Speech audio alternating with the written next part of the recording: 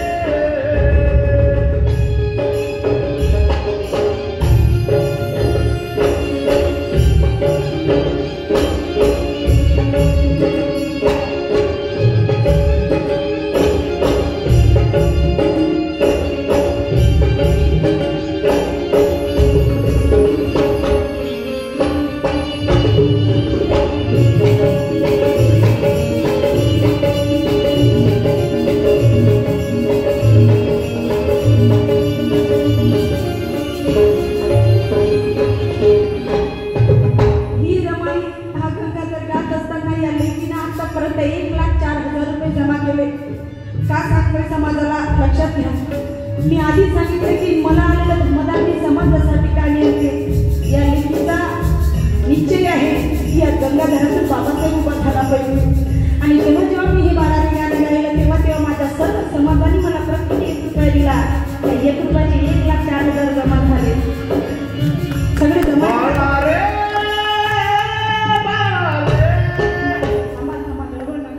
मला दिलं, मी ते जमा केले. या गंगाधरातून बाबासाहेब मला उभा करायचंय. कोण्या मनुवादाच्या दारातून पावती करायची नाही दादा, कोणाकडे भीक मागायची नाही. माझा समाज मोठा आहे माझ्यासाठी. फक्त माझ्या समाजासमोर उभं राहावं लागतं, त्यांना सांगावं लागतं, बाकी काहीच नाही. आणि इथं बसलेले माझा शेवटचा अंतर होईपर्यंत सगळ्यांनी खिशातून 1 रुपया काढून इथं आणून ठेवायचं. आणि ते देण असेल या कार्यक्रमाला आजच्या रमाईला प्लीज सगळ्यांनी 1 रुपया आणून द्यायचा आहे. 1 रुपया नाही असेल तर कोणीच नाही साहेब. रमाईच्या नावासाठी 1 रुपया मोठी गोष्ट नाही. मी सगळ्या स्टेजवर या बाळाने गाण्यासाठी 1 रुपया मागते. त्या 1चे अनेक झाले, त्या अनेकांचे अनेक झाले पाहिजे म्हणून मी विनंती करते. सगळ्यांनी उठायचं आहे, पटपट उठायचं, 1 रुपया आणून ठेवायचं आहे. सगळ्यांनी नावाची अपेक्षा नाही करायची. मी समजेल की ही रमाई तुम्हाला कळली. हो बघा त्या रमाईच्या वेदना तुम्हाला कळल्या का?